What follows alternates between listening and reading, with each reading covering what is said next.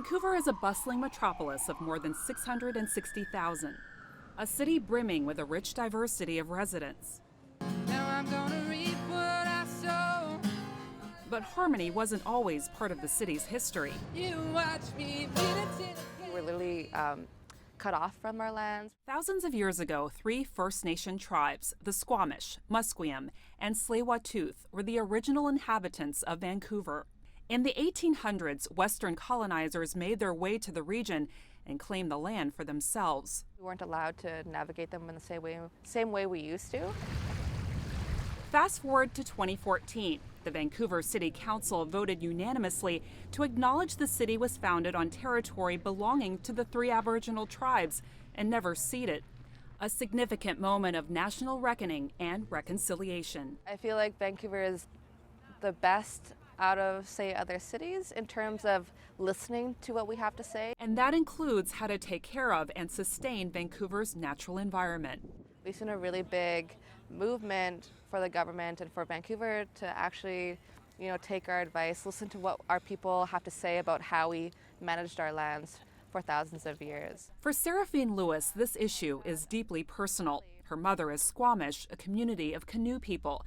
Lewis grew up respecting nature. So we have a saying, we are the land and the land is us. We all took care of the land, but there were people who had dedicated positions and roles in our communities that protected our lands, navigated our lands, and made sure that everything was flourishing. Our elders weren't able to teach our children our language anymore. It was becoming on the verge of extinction. Lewis shares this history with out-of-towners and locals alike as a tour guide.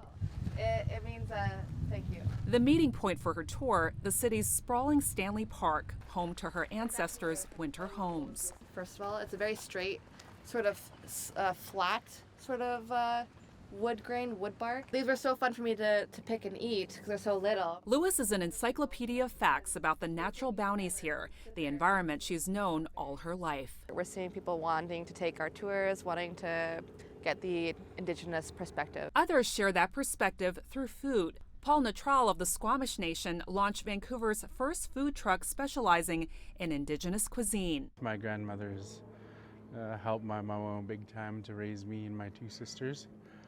But they would literally cook for a small army in our house to see like what went in the food and how it was processed and then cooked. I just took a huge interest in it, and it just felt at home. There's not that much Indigenous food around. He's taken that knowledge to become one of the premier chefs of Indigenous cuisine in Vancouver, passing on a long-standing culinary culture of seasonal, sustainable dining, wild game, fruits, and vegetables. In our culture, like, you take care of Mother Earth and Mother Earth will take care of you, and it just keeps going in a cycle. It's just the way, like the ways that we've done it. The name of Natral's food truck, Mr. Bannock, is a giveaway of the most popular draw on the menu. The waffle bannock, so I'm going to use about half.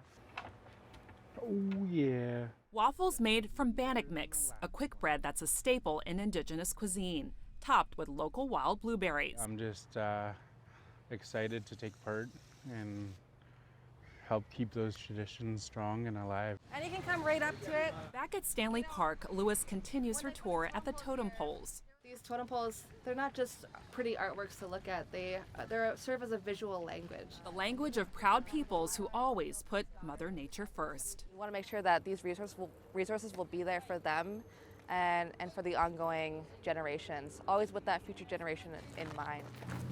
Frances Coe, CGTN, Vancouver, British Columbia, Canada.